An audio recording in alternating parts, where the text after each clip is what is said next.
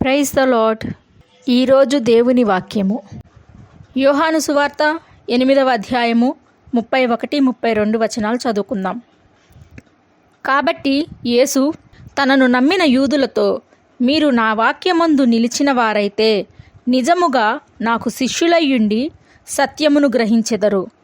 అప్పుడు సత్యము మిమ్మును స్వతంత్రులనుగా చేయునని చెప్పగా, యేసుక్రీస్తు శరీరధారి అయి ఈ లోకంలో సంచరిస్తూ ఉన్నప్పుడు తానే స్వయముగా చెప్పిన మాట.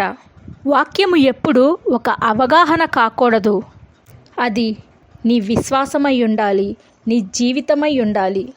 ఎవరైతే వాక్యాన్ని విని గ్రహించి ఆ ప్రకారము జీవిస్తారో అటువంటి వారు స్వతంత్రులు. అపవాది అటువంటి వారిని బంధించి ఉంచలేదు. చర్చికి వెళ్తున్నాం, వాక్యం వింటున్నాము, కానీ ఆ విన్న దానిని జీవితానికి ఆపాదించుకోలేకపోతున్నారు. అందుకే అపవాది ముట్టడి చేయగలుగుతున్నాడు. వాక్యము సత్యము, వాక్యములో ఉన్నది సున్నా అయినా పొల్లైనా తప్పిపోదు. ఆయన వాక్యములో ఒక వాగ్దానము ఇచ్చాడు అనంటే ఆ వాగ్దానము నీకే. నమ్మితే స్వతంత్రించుకోగలుగుతావు. యెహోవా ఆశీర్వాదము ఐశ్వర్యమునిచ్చును. ఆయన తిన్న దెబ్బల ద్వారా స్వస్థత మనకు వచ్చియున్నది. ఆయన నామమున పాములను ఎత్తిపట్టుకొందురు. మరణకరమైనది ఏది త్రాగినను తినినను ఏ హాని చేయదు. ఇలా ఎన్నో వాగ్దానాలు. వీటిని స్వతంత్రించుకోలేకపోవటానికి కారణం, వాక్యాన్ని వింటున్నావు, విన్నదాన్ని గ్రహించి అది నీది, అది దేవుడు నీకు ఇచ్చినది అని నమ్మకుండా ఏ చిన్న ఇబ్బంది కంటికి కనిపించినా ఇది అపవాది తెచ్చిపెట్టాడు అంటూ బాధపడుతూ ప్రార్థిస్తే పనులవుతాయి అని తలంచుకుంటున్నావు. కానీ ప్రార్థిస్తే కాదు, నమ్మితే.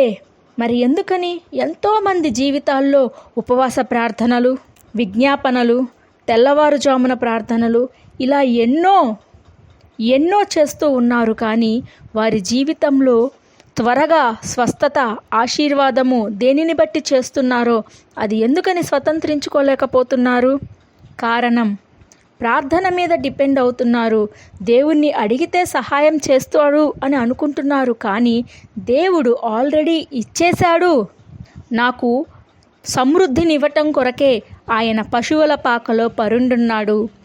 నాకు స్వస్థత నీయుట కొరకే ఆయన దెబ్బలు తిన్నాడు అని నమ్మి దానిని స్వతంత్రించుకోలేకపోతున్నావు.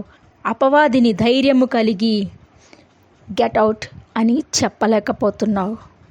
గ్రహించు, వాక్యాన్ని విశ్వసించు, దానిని నీ జీవితంలో నమ్మటం, ఆ ప్రకారము ప్రవర్తించటము మొదలుపెట్టు. ఆ రిజల్ట్ నీ జీవితంలో ఖచ్చితంగా చూస్తావు. అనేకులకు మాదిరిగా నిలబడగలుగుతావు. ప్రార్థన. దేవా, నీ ప్రియులు వాక్యము విని విడిచిపెట్టి వారి చుట్టూ ఉన్న సమస్యలను బట్టి కన్నీరు విడిచి ప్రార్థించేవారుగా కాకుండా అపవాదిని తరిమి కొట్టి నిన్ను స్తుతించి ఘనపరిచేవారుగా, నశించిపోచున్న ఆత్మల కొరకు విజ్ఞాపన ప్రార్థన చేసేవారుగా ఉండునట్లు సహాయము దయచేయమని యేసు శక్తి కలిగిన నామమున అడిగి వేడుకొంచున్నాను తండ్రి. ఆమెన్. మీ ప్రార్థన అవసరతల కొరకు కింద కామెంట్ సెక్షన్లో మెన్షన్ చేయండి. మీ కొరకు ప్రత్యేకముగా ప్రార్థించటం జరుగుతుంది. షాలోమ్.